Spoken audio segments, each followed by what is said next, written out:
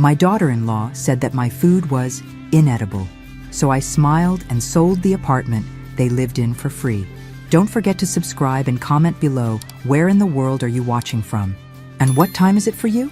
Let's see how far this story travels. For 35 years, I'd been the supportive wife, the doting mother, the perfect hostess. Then came the night when my daughter-in-law looked me in the eyes and said, "Honestly, Eleanor, how does anyone manage to eat something this inedible? I don't know how Michael survived his childhood." Vanessa's words sliced through the dining room of our Boston home. The table fell silent as all eyes turned to me. I stood frozen, still holding the roast I'd spent all day preparing. Richard, my husband of 35 years, sighed and continued eating, eyes fixed on his plate. Michael, our 32-year-old son, shifted uncomfortably, but said nothing. The silence stretched like a rubber band ready to snap. I blinked back tears and forced a tight smile. "Perhaps you'd prefer takeout next time," I managed, barely above a whisper. "Excellent idea," Vanessa replied, exchanging a look with Michael. "Then nobody has to pretend they enjoy your cooking." Richard cleared his throat and changed the subject, completely ignoring what had just happened. Just another day in the Thompson household. As I served dessert, my eyes drifted to the framed photos on our dining room wall. One showed a younger version of myself at Boston Art University, where I'd studied before, dropping out to marry Richard. My professors had once called me promising. I hadn't picked up a paintbrush in 30 years. My gaze lingered on another frame, the deed to a downtown Boston apartment. A birthday gift from my father that I'd kept in my name even after marriage. The same apartment where Michael and Vanessa had been living rent-free for 3 years. Later that night, after everyone left, I stood in the kitchen, scrubbing dishes with unnecessary force. My reflection in the window caught my attention, a stranger with hollow eyes and slumped shoulders. When had I disappeared? When had I become this ghost who existed only to serve others? The phone rang. Michael. "Mom? Vanessa and I were wondering if we could borrow your credit card for a furniture purchase. We'll pay you back next month." Just like the loans they'd been promising to repay for years. Just like the temporary living arrangement in my apartment that had stretched to 3 years. Something inside me snapped. "No," I said, the word feeling foreign. "What?" Michael sounded shocked. I said, "No." "Michael." My voice was steadier now. Silence, then anger. "Is this because of what Vanessa said? She was just being honest. You've always been too sensitive." I hung up without another word. My hands were shaking, but not from fear. For the first time in decades, I felt something else stirring within me, something that felt dangerously like power. As I turned off the kitchen light, I found myself looking once more at the framed deed. My apartment, my property, mine. I picked up my phone and scrolled through contacts until I found Jonathan Parker, attorney at law. The morning after Vanessa's dinner comment found me sitting at our kitchen island, staring into coffee as Richard moved around the kitchen. "You bought the wrong brand of coffee again," he remarked without looking up. "The store was out of your usual, just pay more attention next time."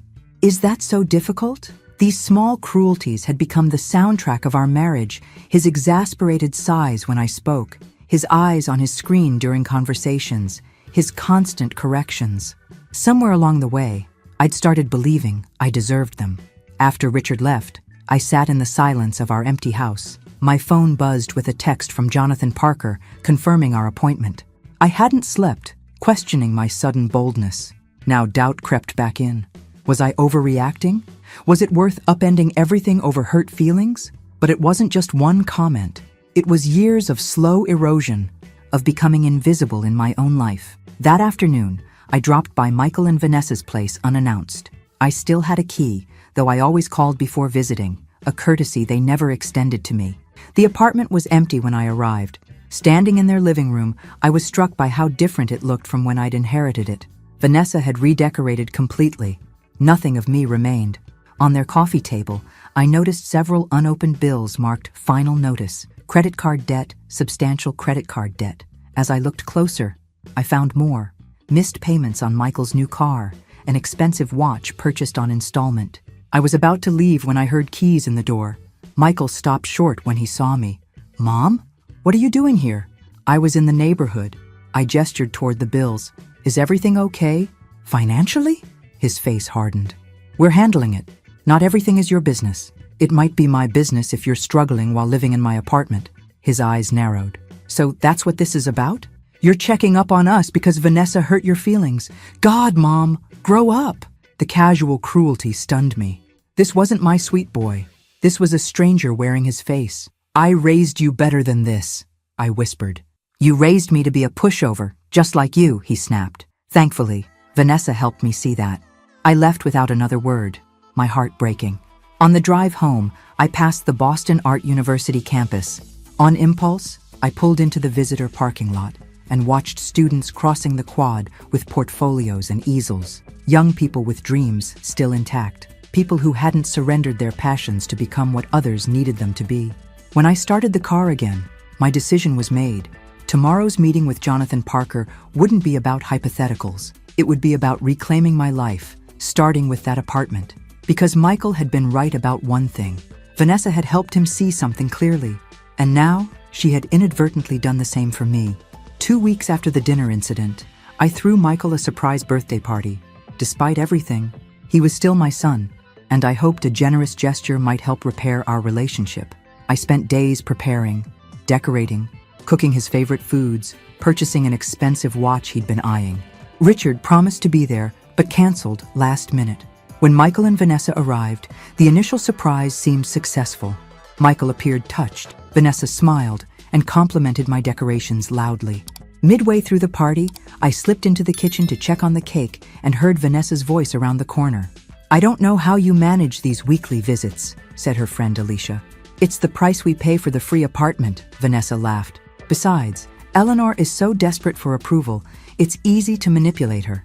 Did you see the gift? Exactly what I suggested, and she has no idea she's being used. I froze, hand gripping the doorframe. For the rest of the evening, I moved through the party in a daze. When Vanessa made another cutting remark about my cooking, something in me finally snapped. If you don't like my food, perhaps you should cook in your own home, I said quietly. Vanessa immediately amplified the moment. Eleanor, I'm shocked at your hostility. Michael, is your mother all right? She seems unstable. Michael pulled me aside. Mom, what's going on? You're making everyone uncomfortable. Vanessa was just joking about the food. I looked at my son and saw a stranger. When had he become this person who would side with someone mocking his mother? The party ended early. After everyone left, I sat alone in my kitchen surrounded by dirty dishes and leftover food. My phone buzzed with a text from Michael. We need to talk about your behavior tonight.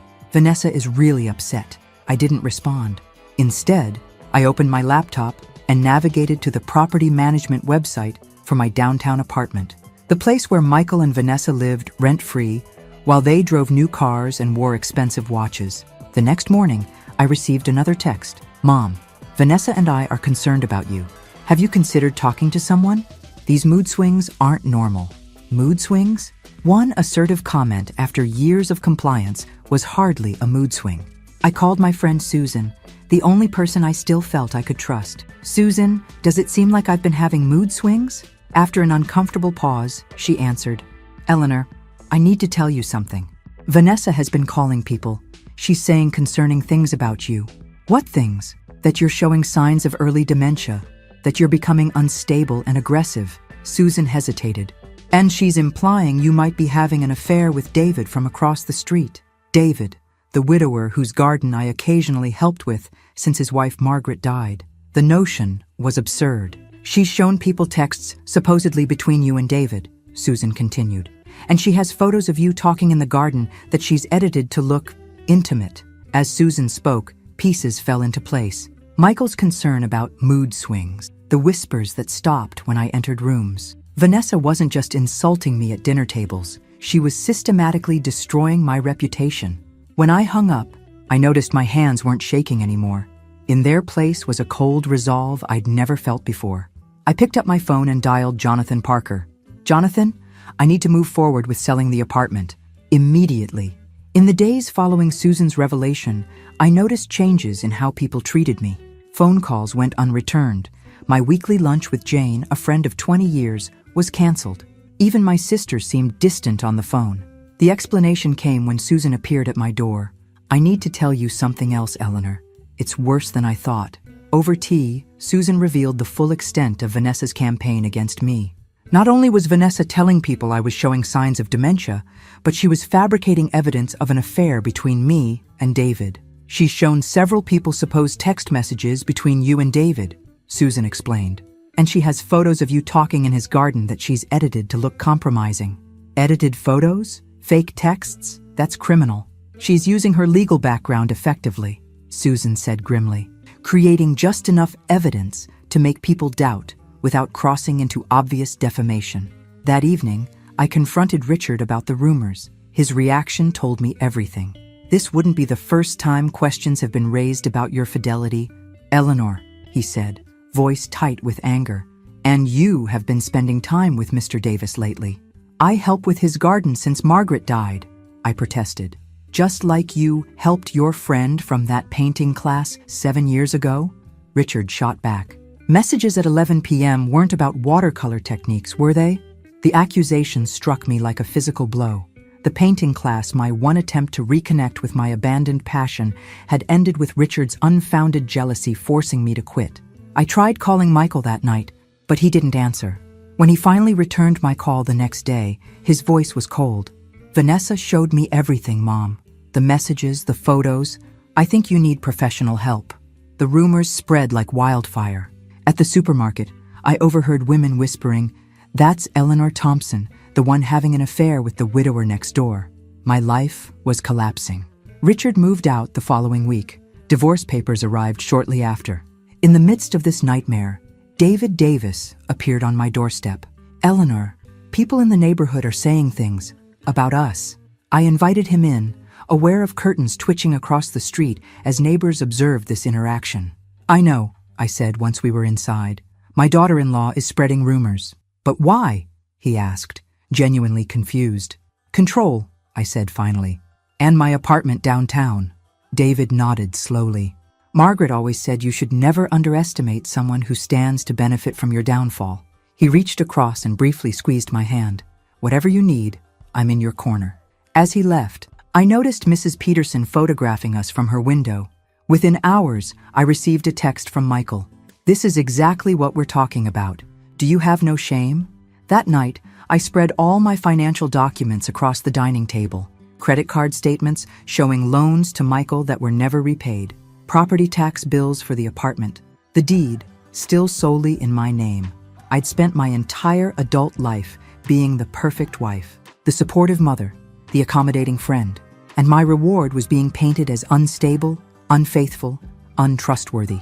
As dawn broke, I made 2 calls, the first to Diana Manning, Boston's most ruthless real estate agent, the second to Thomas Reed, a criminal attorney specializing in defamation and digital evidence tampering. It was time to change more than just the locks. 3 months passed, divorce proceedings underway. I existed in suffocating isolation. Richard lived near his office now. Michael wouldn't take my calls. The social isolation cut almost as deeply as the divorce. My reputation lay in ruins. At the garden club I'd belonged to for 15 years, conversations stopped when I approached. My hairdresser of a decade was suddenly booked solid whenever I called. "Eleanor's going through something," I overheard a woman whisper at the coffee shop. Richard found messages on her phone with the widower next door. Each outing became an ordeal. I started ordering groceries online. I switched churches. Gradually, my world contracted to the walls of my house, now too large and painfully quiet. Through Susan, I learned that Vanessa continued fueling the narrative of the unstable mother-in-law, now adding that I had tried to sabotage Michael's marriage out of jealousy. Thomas Reed, the attorney I'd hired to investigate Vanessa's defamation, called with an update. "Mrs. Thompson, we've confirmed the text messages were fabricated. The metadata doesn't match genuine communications, and the photo alterations are detectable. This is criminal evidence tampering. What do you recommend? We have grounds for a serious case against her." Given her position as an attorney, this could end her career. I considered the implications. Pursuing legal action would publicly vindicate me, but it would destroy my relationship with Michael. Despite everything, he was still my son. "Let's hold off for now," I decided. "Keep collecting evidence, but don't file anything yet." In a desperate attempt to reconnect, I showed up unannounced at Michael and Vanessa's apartment one evening. I found Vanessa entertaining guests at a dinner party. The panic on her face quickly transformed into a condescending smile. "Eleanor, what a surprise! You should have called first." Her tone alerted her guests. She whispered to those nearby, "My former mother-in-law. The divorce has been hard on her. Michael isn't here, he had to work late." The humiliation was complete when one guest suggested calling me an Uber, as if I were incapable of managing alone. As I left, I noticed a document on the side table, a property valuation form for my downtown apartment. That night, staring at my bedroom ceiling, I finally understood that I couldn't remain the victim in this story.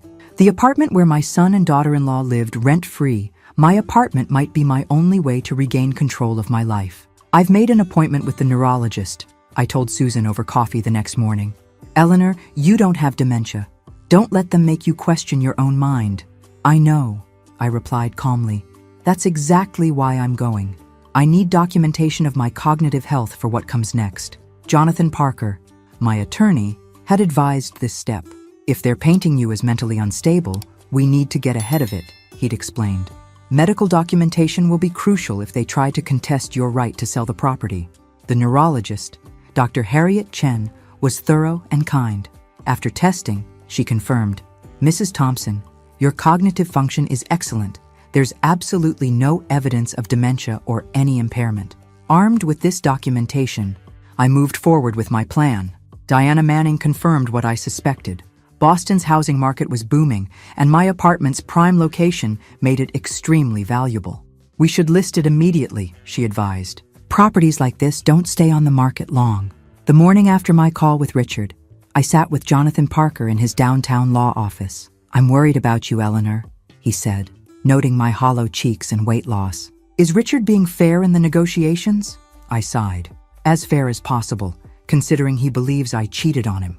I explained the entire situation, Vanessa's fabricated evidence, Michael's betrayal, and the property valuation form I'd seen. Jonathan frowned. "You think they're planning to buy the apartment from you?" "No. I think they're planning to convince Richard I'm incapable of managing my finances, so he can take control during the divorce. The apartment would be part of the settlement." After reviewing my documentation, Jonathan confirmed that the apartment remained solely in my name. "They can't touch it without your permission," he assured me. For the first time in months, I felt a spark of power. "And if I wanted to sell? It's your right. The current occupants would need legal notification, but being your property, you have complete autonomy over it." On my way home, I passed by the apartment building and gazed at its elegant facade. I hesitated, thinking of Michael. Despite everything, he was my son. Selling the apartment would sever one of the last connections between us. But then I remembered the unanswered messages, the ignored calls, how he stood beside Vanessa while my reputation was destroyed by lies. My son had chosen his side, and it wasn't mine. That evening, I made my decision. Tomorrow I would call a real estate agent.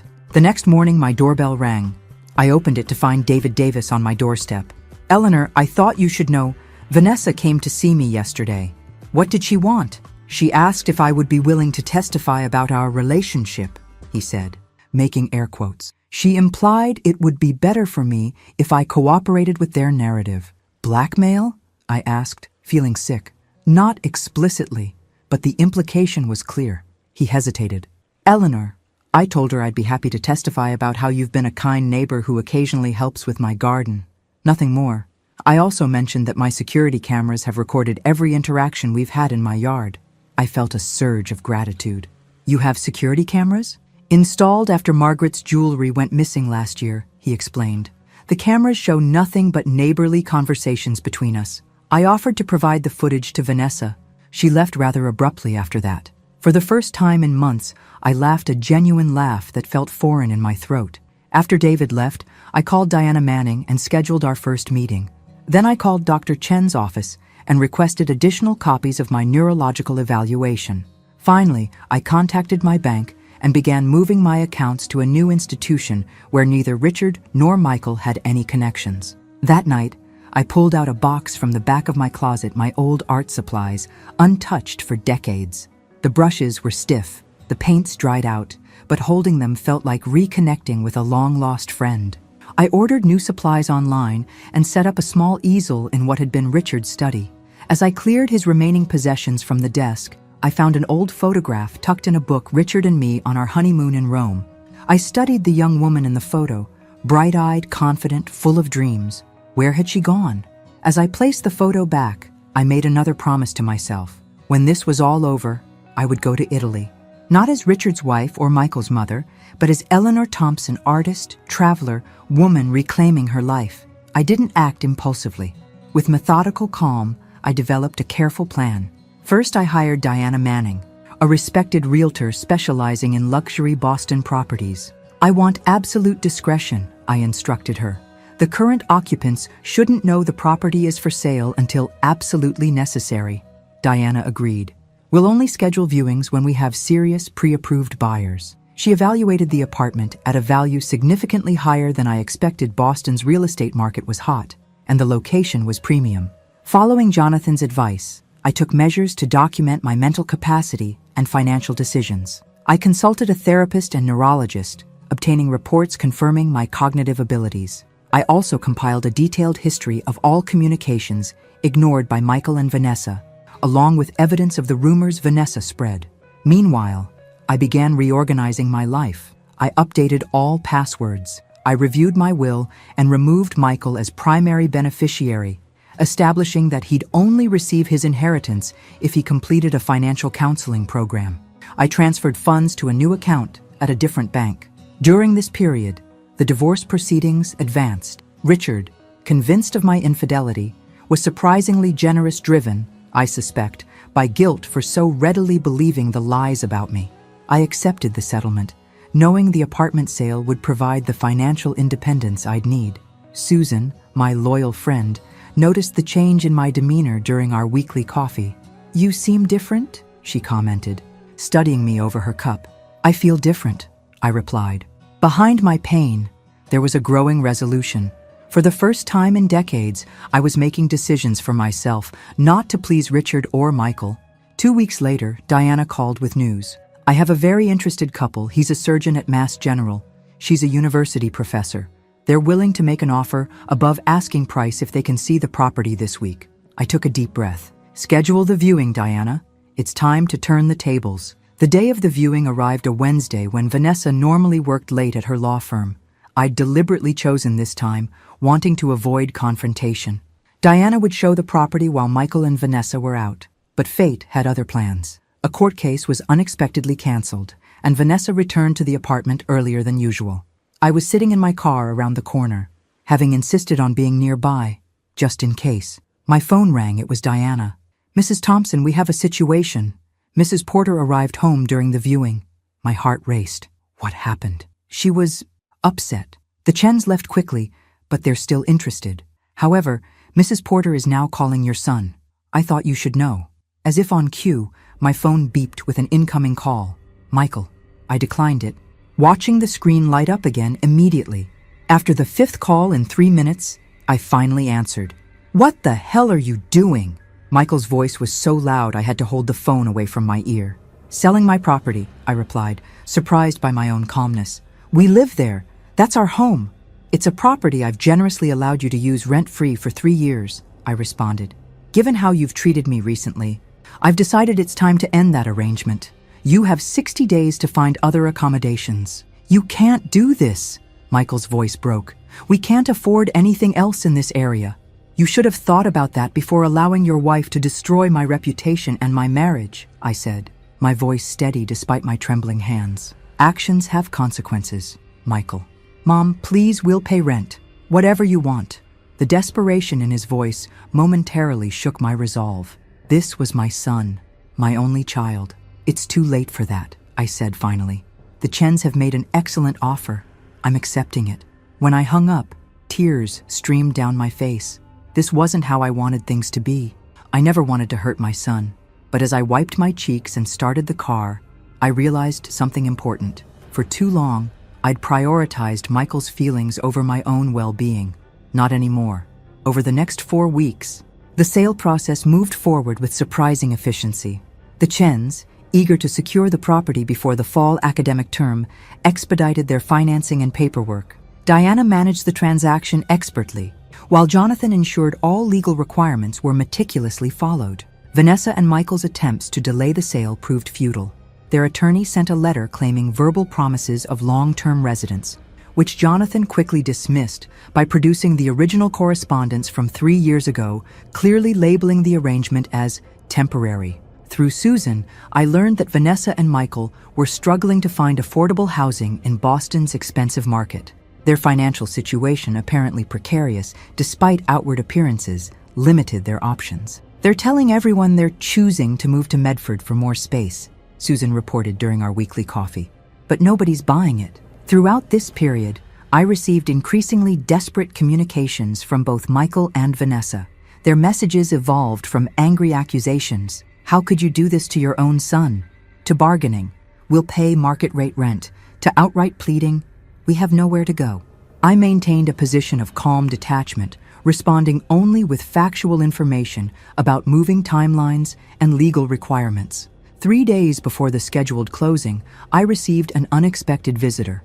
Vanessa herself, standing on my doorstep, looking nothing like the polished, confident woman who had called my cooking inedible months earlier. "We need to talk," she said, her voice missing its usual edge. I allowed her inside, but remained standing, unwilling to settle into a comfortable conversation. "What about? This has gone far enough, Eleanor," she said, attempting to reclaim her authoritative tone. "You've made your point. You're hurting Michael to get back at me, and it's not fair." "I'm selling my property," I replied calmly. "Something I have every right to do. Look, I'm sorry about what happened at dinner that night." I was out of line, but this response is completely disproportionate. The audacity of her statement nearly took my breath away. "This isn't about one dinner comment, Vanessa. It's about the systematic campaign you launched to destroy my reputation and my marriage. It's about the lies you told my son, my friends, and my community." She had the grace to look momentarily uncomfortable before recovering. "Those were misunderstandings. I have copies of the edited photos," I interrupted. "And statements from people you approached with fabricated text messages. David Davis has security camera footage of every interaction we've had in his garden. Thomas Reed, my attorney, has confirmed the texts were fabricated through metadata analysis. Would you like me to continue?" The color drained from her face. "You wouldn't dare take legal action." "I absolutely would. Fabricating evidence is a serious offense, Vanessa, for anyone, but especially for an attorney. The Bar Association takes a particularly dim view of such ethics violations." She stared at me, speechless for perhaps the first time since I'd known her. "I don't expect an apology," I continued. "I don't even want one from you. What I want is for this transaction to conclude smoothly, for you and Michael to vacate my property by the agreed date, and for us never to have this conversation again." "Eleanor, please," she said, her voice dropping to a whisper. "Michael doesn't deserve this. He loves that apartment." "Michael made his choice when he believed your lies over a lifetime of trust with me," I replied, surprised by my own steadiness. "He chose you, Vanessa. Now he gets to live with that choice, just not in my apartment." After she left, I felt a quiet sadness for what had been lost, not just the relationship with my son, but the woman I'd been for so many years. The woman who would have forgiven anything to keep peace, who would have sacrificed her own dignity to maintain family harmony. That evening, I began preparations for my trip to Italy, scheduled to begin the day after closing. The timing was deliberate. I wanted to be far away when Michael and Vanessa finally moved out, unable to be reached for last-minute appeals or guilt trips. The sale of the apartment concluded with remarkable efficiency.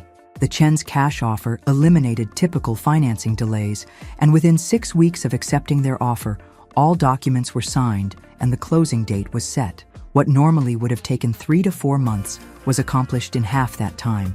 On the morning of the closing, I sat in Jonathan's office signing the final paperwork. A strange mixture of emotions washing over me: relief, sadness, triumph, loss.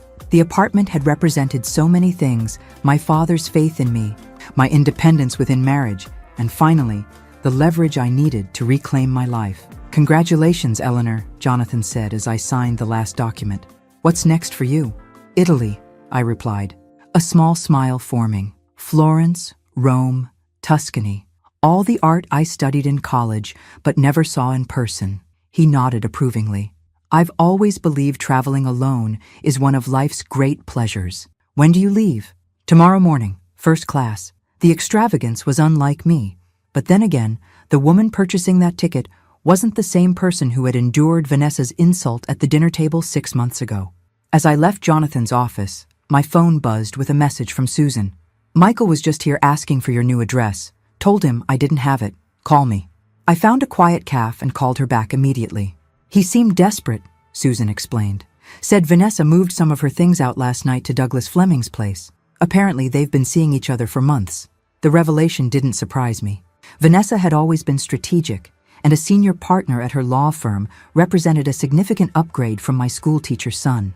How did Michael seem? I asked, concerned despite everything. Shocked? Hurt? He mentioned finding messages on her phone a few weeks ago, but didn't want to believe it. So there it was, the complete unraveling of the life Michael had chosen over loyalty to me.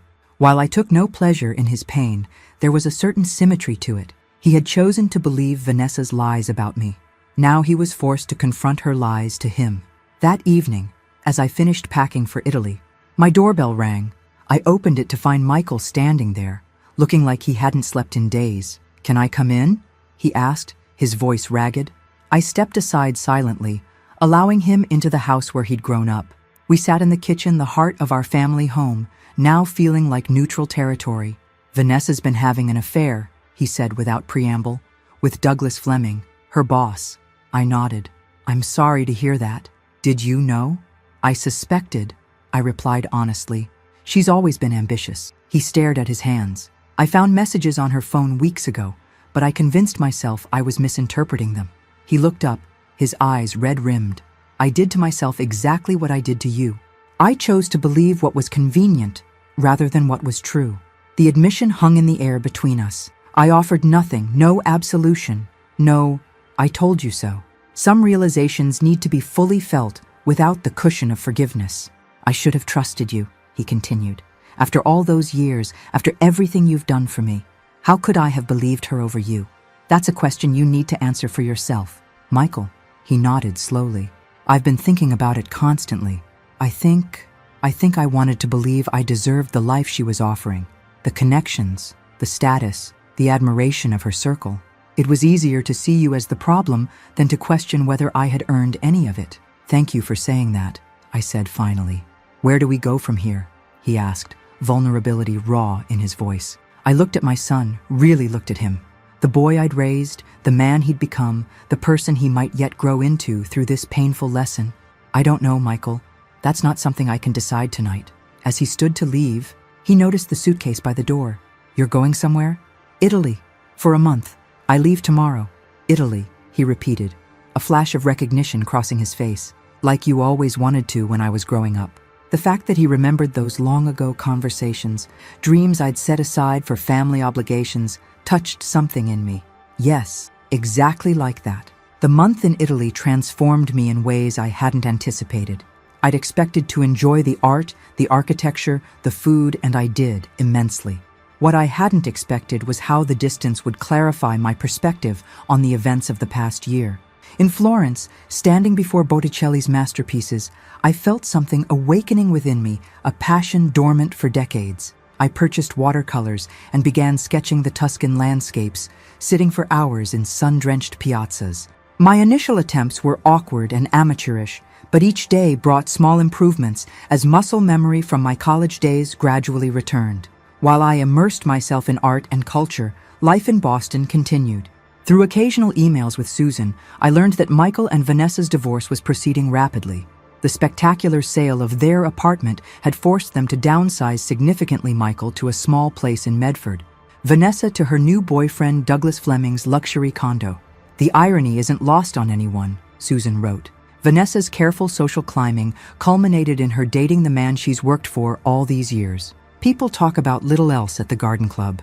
I found myself caring less about the gossip than I would have expected. From 3,000 miles away, the social ecosystem that had once defined my worth seemed remarkably insignificant compared to the vibrant world I was exploring. In the third week of my trip, I received an unexpected email from Richard. He'd gotten my address from Susan, who'd apparently decided he deserved a chance to communicate. "Eleanor," he wrote, "I owe you an apology. Michael has told me everything about Vanessa's deceptions. I should have trusted you after 35 years together. The evidence seemed so convincing, but that's no excuse. I should have given you the benefit of the doubt. I've been doing a lot of thinking about our marriage and how I treated you even before all this happened. I wasn't the husband you deserved. I'm sorry for that too. The apology, arriving after months of painful isolation, brought unexpected tears to my eyes. Not because I wanted Richard back, that chapter was firmly closed, but because the validation meant something after being branded a liar and a cheat. I responded with simple gratitude for his words and wished him well, making it clear that while I accepted his apology, reconciliation wasn't on the table. Some broken things stay broken, and our marriage was one of them.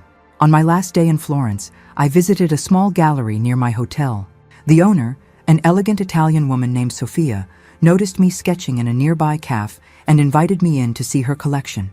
As we conversed in my rusty college Italian, she asked to see my sketches. "These have feeling," she said, flipping through my amateur watercolors. "Not perfect technique, no, but authentic emotion. This is what cannot be taught." Her kindness encouraged me, but I laughed off the implicit compliment. "I'm just a tourist playing at being an artist." Sophia shook her head firmly. "No, you are an artist who has been absent from your true self. There is a difference."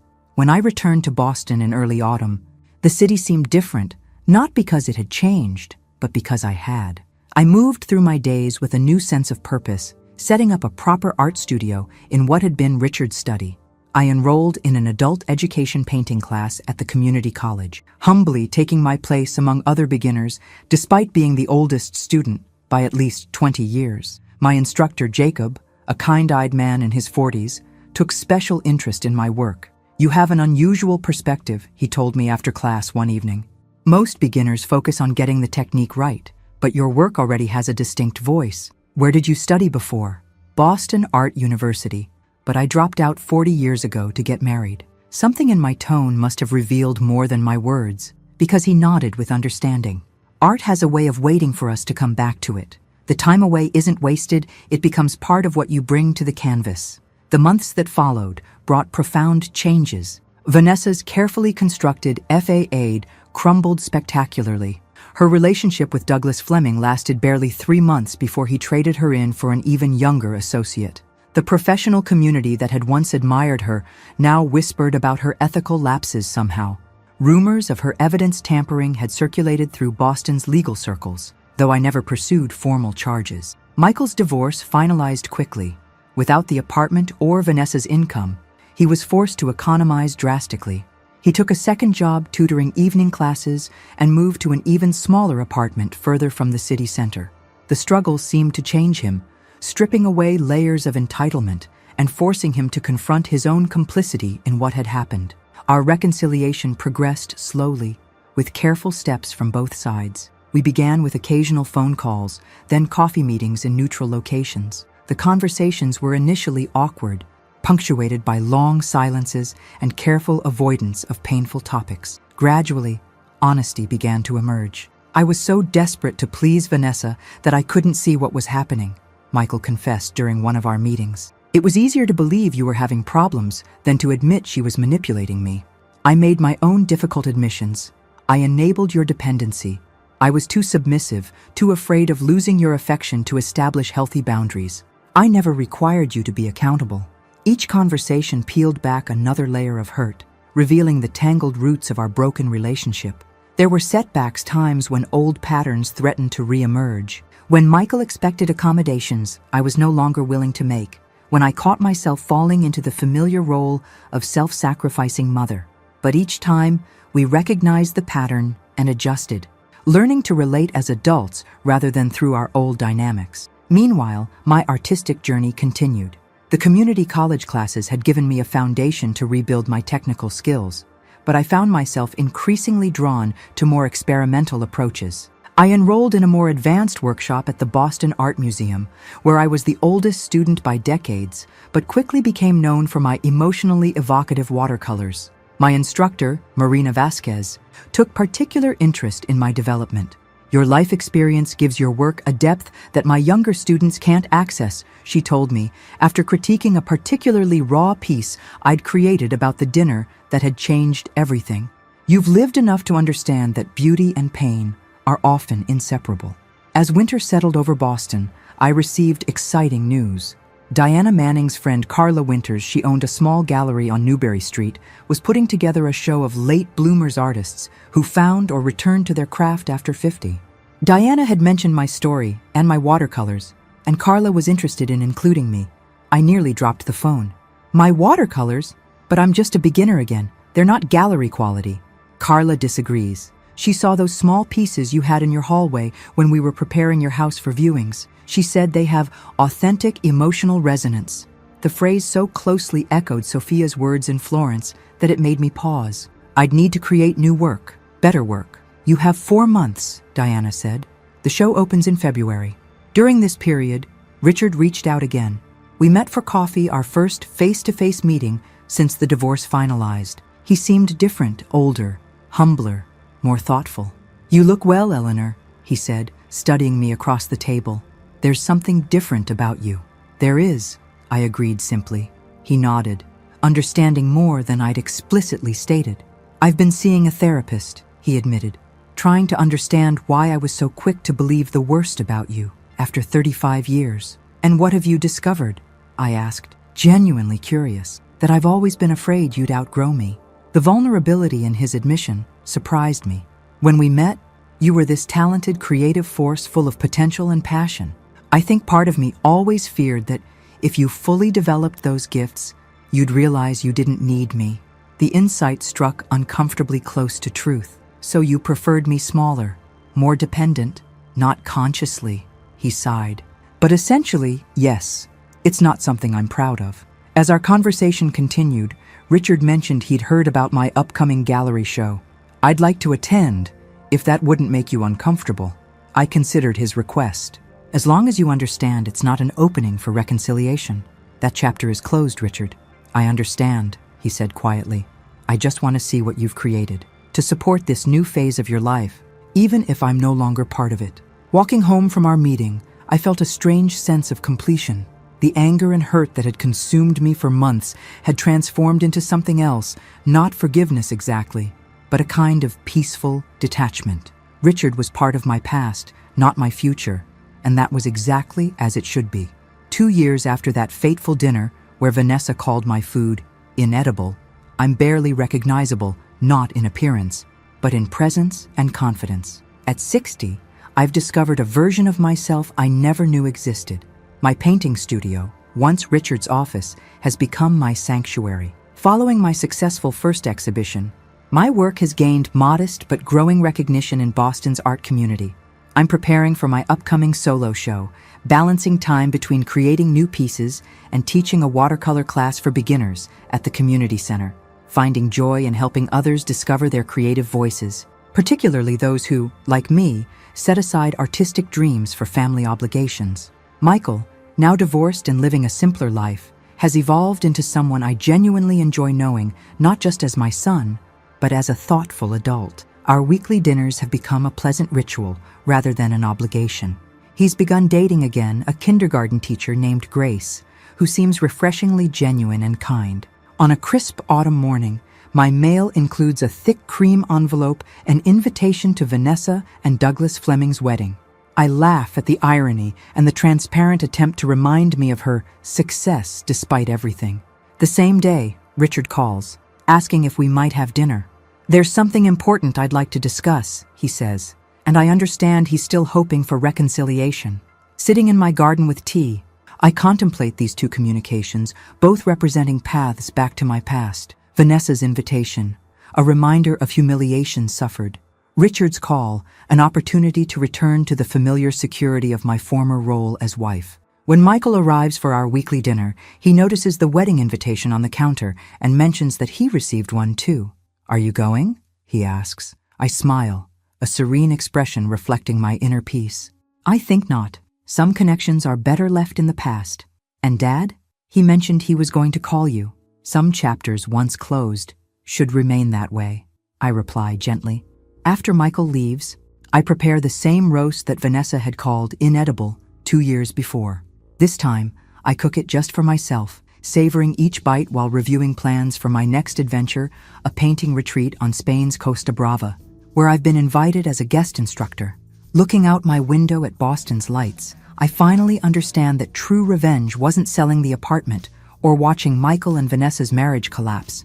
It was rediscovering myself, establishing healthy boundaries, and learning to prioritize my own happiness. My phone rings, it's Carla from the gallery, with exciting news. A museum curator saw my work and wants to include 2 pieces in an upcoming exhibition of New England artists. As we discuss details, I find myself agreeing to commitments that will shape the next year of my life, defined by my choices alone.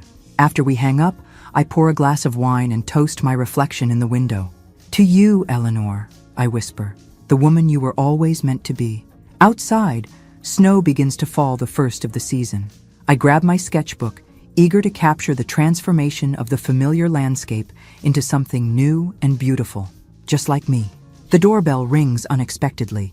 When I open it, I find Susan standing there with a bottle of champagne, followed by David carrying a small cake. We heard about the museum exhibition, Susan says, grinning. This calls for a celebration. As we sit in my kitchen, glasses raised in toast, David asks the question I've been pondering myself. Did you ever imagine your life could change so completely at our age? I think about the woman I was 2 years ago, invisible even to herself, existing only in relation to others' needs and expectations. I think about the woman I am becoming: artist, teacher, traveler, autonomous being. No, I admit, but I'm grateful every day that it did. Later, after my friends leave, I stand in my studio looking at the paintings that will form my solo exhibition. Each one represents a step in my journey from invisibility to selfhood. Each brushstroke, a small act of courage. My phone buzzes with a text from Michael. Heard about the museum exhibition. So proud of you, Mom. You deserve this. I smile at the simple message and what it represents: a son seeing his mother as a complete person for perhaps the first time. As midnight approaches, I wrap myself in a shawl and step onto my back porch, watching snow transform my garden into a blank canvas. Tomorrow, I'll begin a new painting. Next month, I'll teach another class. In spring, I'll stand in a museum beside my work. The future stretches before me, unscripted and entirely mine. Thank you, I whisper to the universe, grateful for the crisis that, though painful, freed me to live authentically for the first time in decades. The snow continues to fall, covering everything in pristine white, a perfect metaphor for the second chance I never expected and now cherish beyond measure. Eleanor Thompson, once defined by everyone but herself, finally exists on her own terms, and that, I now understand, is the greatest revenge of all. Thanks for listening. Don't forget to subscribe and feel free to share your story in the comments. Your voice matters.